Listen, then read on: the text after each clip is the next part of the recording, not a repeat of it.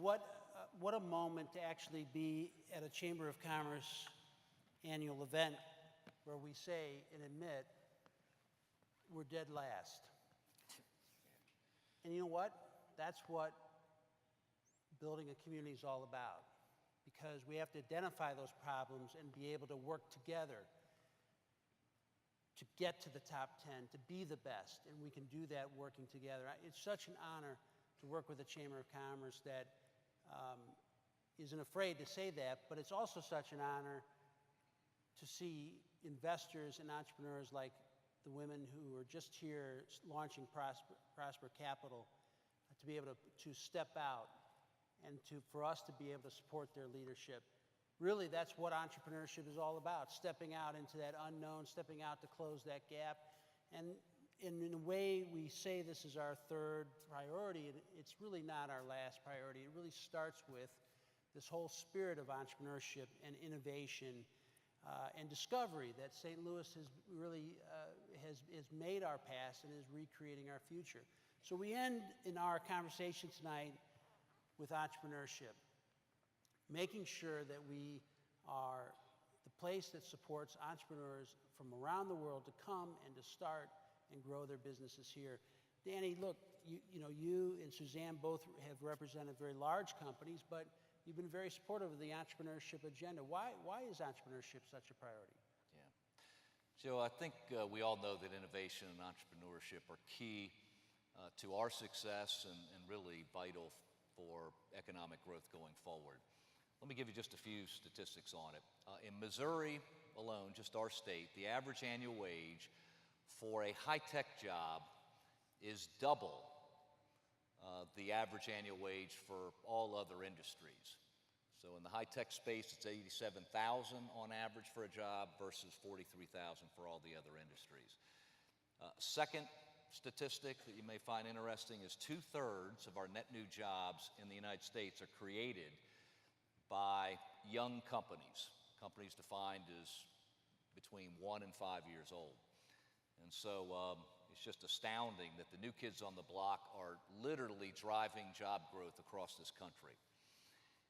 And I know that St. Louis has a little bit of a reputation for being a corporate town, but after laying the groundwork for years, literally years, of building business incubators, lab space, connecting mentors, investors, and entrepreneurs, leveraging our resource capabilities, and encouraging new enterprises, the St. Louis community is really thriving quite well.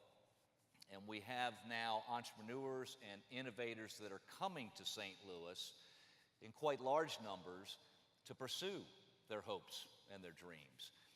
You can't pick up a paper, whether it's in St. Louis or a national paper, without this fact being highlighted. The Wall Street Journal has done a number of articles, Fortune, CNBC, CNN.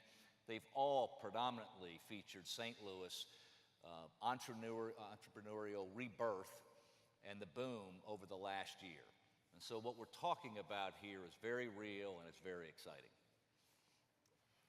And it's very interesting, and it's part of the learning as I came here and have been here the last couple of years, and it's actually quite exciting.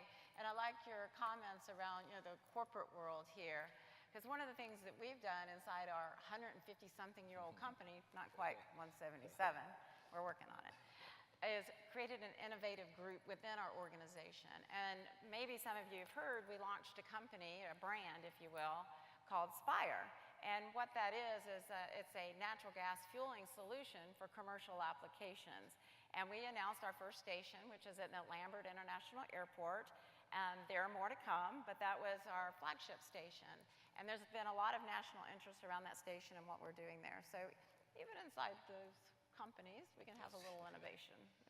That's terrific. Thank you for doing that. Thank you for launching that here and having one of your first filling stations launched here at the airport in partnership is a great example of corporate innovation. Yeah, it's wonderful.